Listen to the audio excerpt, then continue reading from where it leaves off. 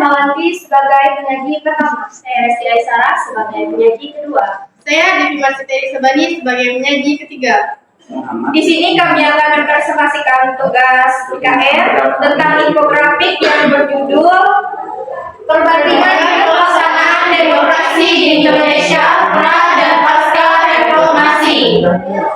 Untuk mempersingkat waktu, langsung saja kita mulai. Oke, materi yang pertama akan disampaikan oleh penyaji pertama atas nama Hermawanti. Dipersilakan. Baik, terima kasih moderator. Saya akan menjelaskan tentang akuntabilitas. Akuntabilitas adalah instansi atau lembaga pemerintah dan kaitannya dengan mempertanggungjawabkan kinerjanya. Akuntabilitas merujuk pada pertanggungjawaban atas segala aktivitas kepada pihak yang berkepentingan. Dari materi yang kedua yaitu rotasi kekuasaan pergantian presiden sebelum dan setelah reformasi. Bisa kita lihat pada infografik.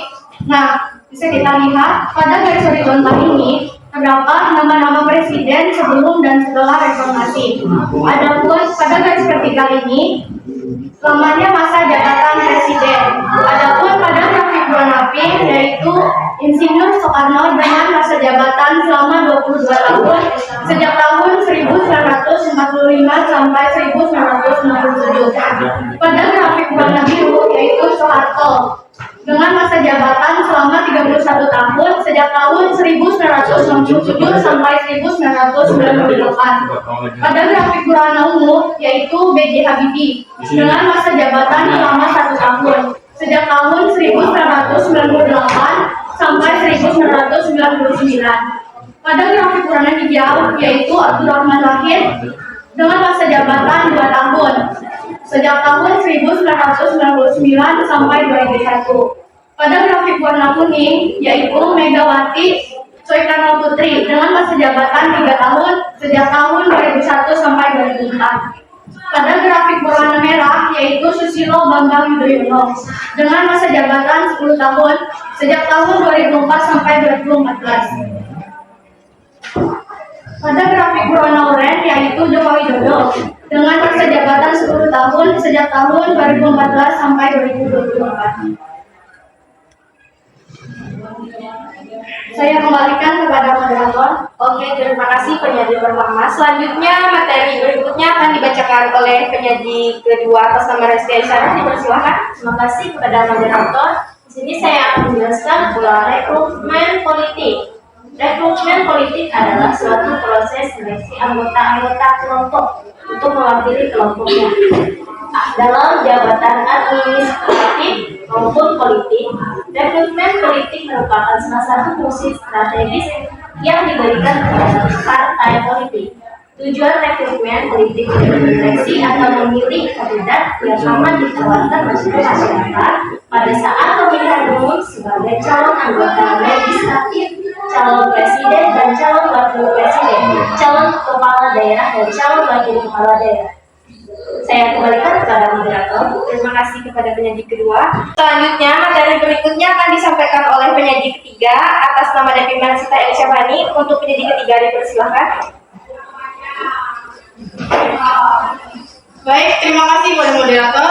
Di sini saya akan melanjutkan materi yang keempat yaitu pelaksanaan pemilu.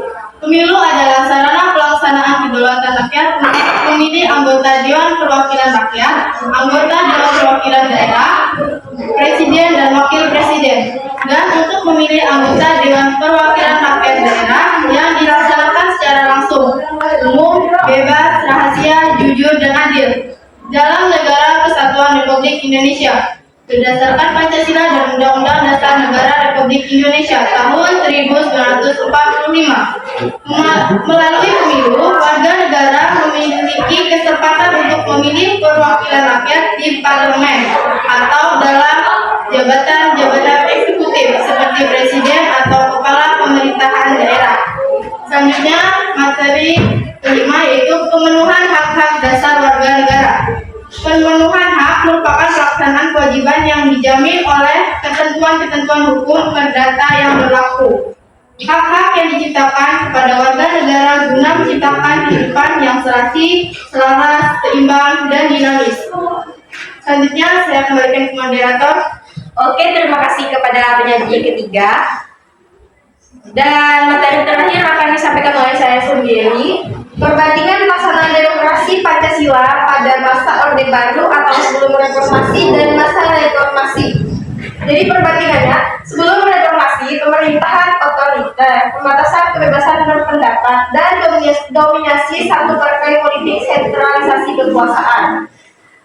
Dengan perbandingan sudah reformasi, yaitu demokrasi yang lebih terbuka, sistem multipartai, desentralisasi kekuasaan, dan pemilihan umum yang lebih terbuka. Mohon maaf jika ada kesalahan dalam penyampaian.